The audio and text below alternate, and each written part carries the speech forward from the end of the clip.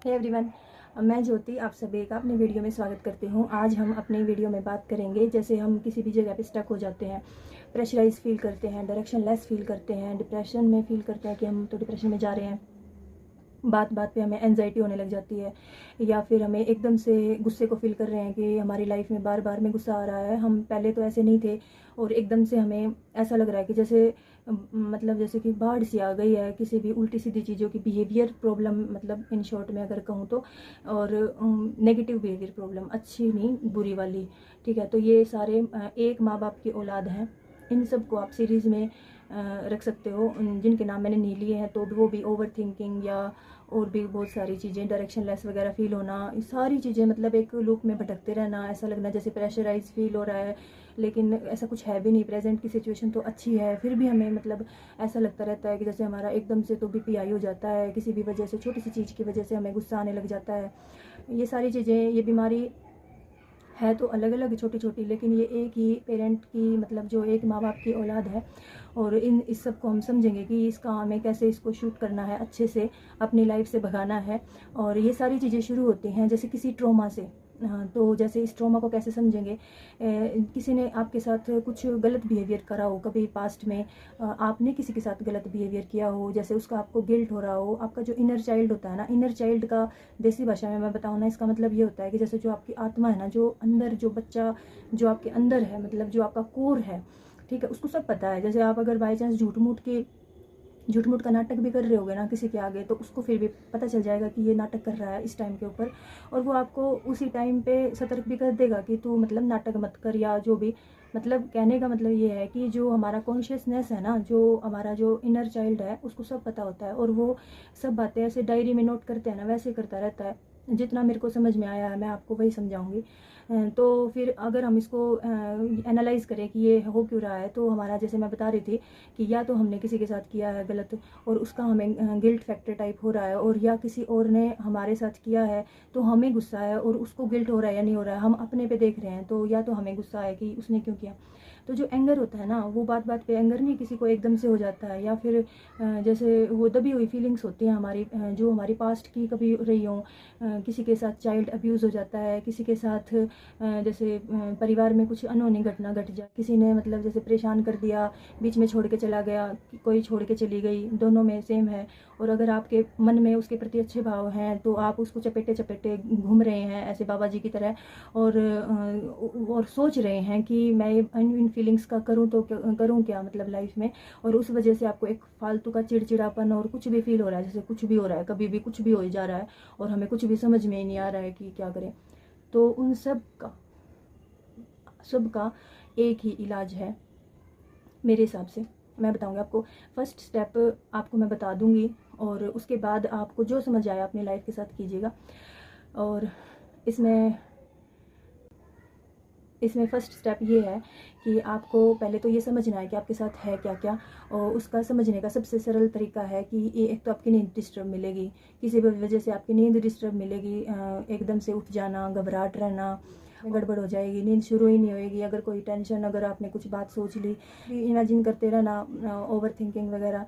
और दूसरा कि भाई, या तो आप दूसरे का सबका ब्लेम अपने सिर पे घूम घूम के टोकरा उठा के फिर रहे हैं, या फिर अपना टोकरा किसी और को दे के और खुश हो जाते हैं, और फिर थोड़ी देर बाद फिर दुखी हो जाते हैं, क्योंकि आपने अपना टोकरा दूसरे को दे दिया, लेकिन आपके सेल्फ बच्चे को, इनर चाइल्ड को तो पता है ना कि आपने वो, मतलब जैसे जो है, अपना टोकरा दे दिया, और आप खुश हो रहे हैं।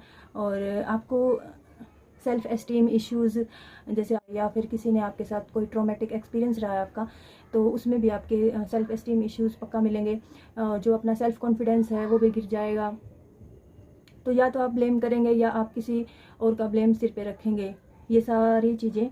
और इनका मेरे को जो समझ में आया, मैंने जो किया अपने अपने सेल्फ, अपने इनर चाइल्ड के लिए, और मेरे लिए बहुत काम किया है, ये भगवान का शुक्र है। जिसके भी मैं उसमें संपर्क में आई, मुझे ये लगा कि मेरा कल्याण हो गया, कहीं ना कहीं मुझे फर्स्ट स्टेप मिल गया, और अब मैं अपनी लाइफ में कर लूँगी जैसा तैसा।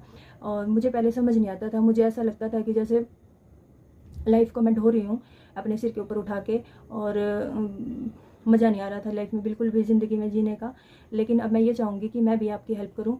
अगर आप मुझे सुन रहे हैं यहाँ तक, तो ये मैं होपोनोपोनो प्रेयर के बारे में बात कर रही हूँ।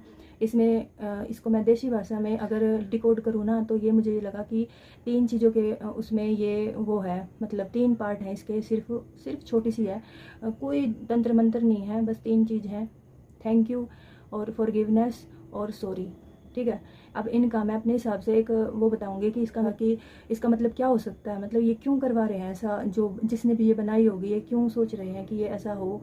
तो मुझे ये लगता है कि नेचर के प्रति ना हम बिल्कुल भी ग्रेटिट्यूड वगैरह कुछ नहीं रखते। जो लोग भी परेशानी में घिरे रहते हैं ना, उनको अपनी लाइफ से फुर्सत नहीं होती। तो हम सभी को ये रियलाइज़ करवाने के लिए कि हर एक चीज़ का अपना महत्व है। ये पेड़ है, उसका अपना महत्व है, या फिर एक इतने सुंदर सुंदर पहाड़ दिए हैं, पानी दे दिया, हवा दे दी, हम सांस ले पा रहे हैं। हर चीज़ के लिए हमें ग्रेटफुल रहना पड़ेगा अगर बाय चांस इस प्रकृति में रहना है तो। इसका सीधा सीधा मतलब ये है कि हर चीज़ के लिए थैंक यू बोलना है। मतलब जैसे मेरे पास ये लैंप है, इसके लिए थैंक यू, बुक्स हैं उसके लिए थैंक यू, मेरा बैग है उसके लिए थैंक यू, मेरे पास जॉब है उसके लिए थैंक यू, हर चीज़ के लिए थैंक यू। भगवान को मतलब हर चीज़ के लिए, और प्रकृति, भगवान, एक परमात्मा, हर एक चीज़ एक है, यूनिवर्स। और आप सभी को मानना चाहिए। अगर जो नहीं मानते वो एक बार मान के देखो, आपकी लाइफ बदल जाएगी सच में। और जैसे मेरी बदल गई वैसे बदल जाएगी आपकी भी। प्रार्थना का तो मेरे को ये समझ में आया जो मैंने आपको बता दिया। और मेरे को सबसे ज़्यादा परेशानी हुई थी फॉरगिव करने में। मतलब जैसे प्रार्थना भी कर लेती थी मैं कि भाई बहुत ज़्यादा थैंक यू भी कर लेती थी, और बहुत सारा मैं सॉरी भी बोल देती थी। लेकिन 1 मिनट, पसीना आ रहा है मुझे। सबसे ज़्यादा स्टक फील होता था मुझे फॉरगिव करने में, मतलब माफ़ करने में, दूसरे को माफ़ करने में। मुझे इतनी बड़ी विपदा आन पड़ी थी मेरी, ऐसे प्रेस छाती पे ऐसे किसी ने 50 किलो का भार रख दिया था, ऐसा लगता था मेरे को। और वही मेरी प्रॉब्लम थी, मतलब वहीं परेशानी थी मेरी। मतलब जैसे कि मैं अभी भी अपने ऊपर काम कर रही हूँ, ऐसे मैं परफेक्ट तो नहीं हूँ, लेकिन मेरे लाइफ में इसका बहुत बड़ा योगदान था। मैंने सब जगह बताया, पर मुझे लगा कि यूट्यूब पे भी मेरे को बताना चाहिए। और जब मैंने फॉरगिव किया ना, तो काफ़ी दिन तक तो मेरे को, जब मैं करती थी ना, तो मेरे को ऐसा फील ही नहीं होता था। ऐसा लगता था कि जैसे ना मैंने एक बॉल मारी दीवार के ऊपर, और जानी तो थी वो आर पार, मतलब ऊंची मारनी थी वो दीवार से, कहीं दीवार है, दीवार पे टकरा के वापस आ गई मेरे पास। और मेरे को ऐसा लगता था कि मैं क्यों करूँ माफ़, क्योंकि मैंने अपनी भावनाओं को ना ऐसे चिपका लिया, मतलब अपने आप के ऊपर ऐसे चिपका के, और मैंने इतना बड़ा बंडल बना दिया। और मेरे को इतनी प्रॉब्लम हो गई, इतने हेल्थ इश्यूज़ हो गए, इतनी मेरे को, नो डाउट हमारा जो इन्वायरमेंट था ना वो बिल्कुल बेकार था हेल्थ के लिए। लेकिन मुझे ये लगता है कि बहुत सारा योगदान इन्वायरमेंट का भी होता है, लेकिन अपना भी होता है कि मेंटल हेल्थ जब आदमी की सही ना होना, तो वो गलत दिशा ही चुनेगा। और उसके लिए सबसे ज़्यादा जीरो था मेरा कॉन्फिडेंस। ठीक है, लाइफ को ऐसे बिल्कुल जीरो लेवल के ऊपर मैं दिखती थी। मेरे को समझ नहीं आता था कि मतलब कुछ भी समझ नहीं आता था। तो मेरे को सबसे ज़्यादा प्रॉब्लम हुई फॉरगिव करने में, मतलब माफ़ करने में। जो भी मेरे से रिलेट कर रहा होगा ना, तो प्लीज़ मेरे को बताना ज़रूर। और तीसरा है इसमें सॉरी का, कि हमें सबसे माफ़ी मांगनी है। जैसे मान लो जाने अनजाने मेरे से कोई मक्खी मर गई, जाने अनजाने मेरे से कोई भी गलत हो गया किसी के प्रति, मतलब मेरे को पता भी नहीं चला और मेरे से गलत भी हो गया।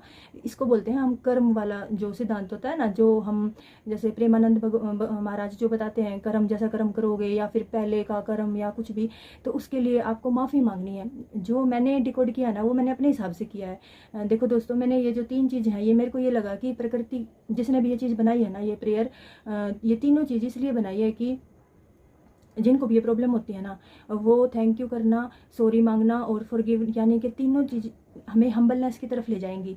हम ये तीनों चीज़ करते रहेंगे ना प्रैक्टिस में, तो हम्बल होते चले जाएंगे। प्रकृति के लिए, मनुष्य के लिए, जो दूसरे ह्यूमन बींग्स हैं, जानवरों के लिए, हर एक चीज़ के लिए हम हम्बल होते चले जाएंगे। आप ये तीनों चीज़ ना आपको हम्बलनेस की तरफ लेके जाएंगी। इन तीनों चीज़ों का कहने का सीधा सीधा अर्थ मेरे हिसाब से यही है, और परफेक्ट है ये चीज़, मेरे को तो काम कर गई। आप चाहो तो ये फ्री ऑफ कॉस्ट है। आपको बस बैठ के मन में जब आपको कभी भी लगे ना कि आप फ्री हो, किसी भी टाइम, टॉयलेट में, वो मतलब बाथरूम में, नहाते वक्त, रोटी बनाते वक्त, बर्तन साफ़ करते वक्त, कभी तो आपको टाइम मिलता होगा ना जिस टाइम के ऊपर आप बिल्कुल फ्री होगे, आप अपनी लाइफ में इतना चेंज पाएंगे ना, एक बार आप करना शुरू कर देंगे ना, जैसे जो भी लोग आपको पसंद नहीं करते ना वो भी पसंद करने लग जाएंगे, और जिनको आप पसंद नहीं करते आप भी उनकी तरफ वो हो जाएंगे, हम्बलनेस आ जाएगी। मतलब आप उनको अपनी लाइफ में नहीं शामिल करोगे पर आप उनको नफरत नहीं करोगे। और इन तीनों चीज़ों का मतलब सिंपल अगर मैं आपको बनाना चाहती तो मैं ये 4 वीडियो बना देती इस चीज़ के ऊपर, पर मेरे को ये लगा कि आप लोगों को ये एक सिंपल भाषा में समझाने वाली बात मेरे को सिंपल में ही समझानी चाहिए।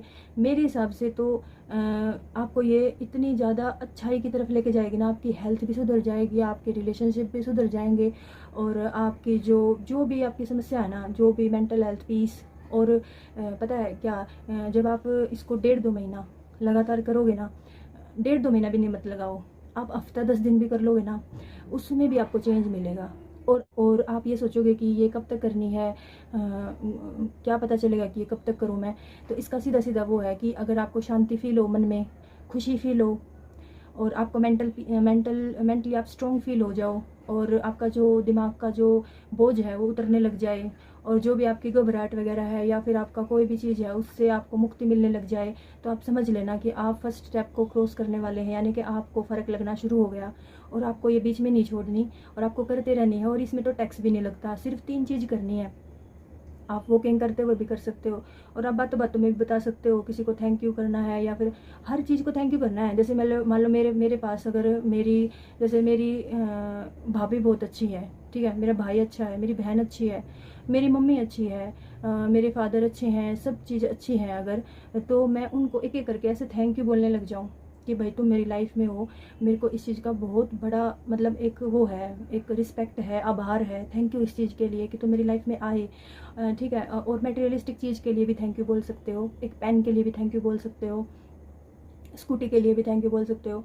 और फिर आपको फॉरगिव करना है तो जिन जिन को भी आपको लगता है ना कि आपके साथ इसने बुरा किया है, चाहे वो कितना ही तो बुरा हो, और किसी ने भी किया हो, मम्मी ने भी किया हो ना, और किसी मतलब जैसे होता नहीं, हस्बैंड ने किया हो, वाइफ ने किया हो, बहन भाई ने भी किया हो, सबको आपको माफ़ करना है।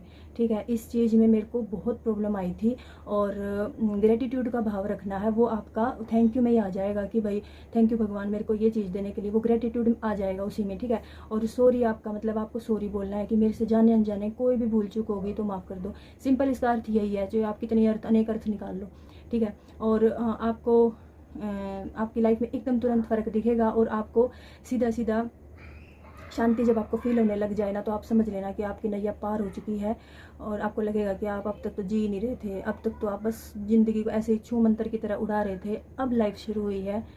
और हाँ, आपको ना एक और बात समझ में आनी पड़ेगी कि इन 3 चीज़ों से काम नहीं चलेगा। जब आप यहाँ तक पहुँच ही गए हैं तो आपको ना हर एक पल को मतलब हर एक पल की जिम्मेदारी लेनी है अपनी। जैसे अभी आप मान लो, अभी आप अपने लाइफ के ऐसे मोड पे हो कि आपका पेपर है और आपको टेंशन है, हफ्ते भर में आपका पेपर है, तो आपको ना तो पास्ट की टेंशन करनी है, ना वो पेपर है हफ्ते भर में उसकी टेंशन करनी है।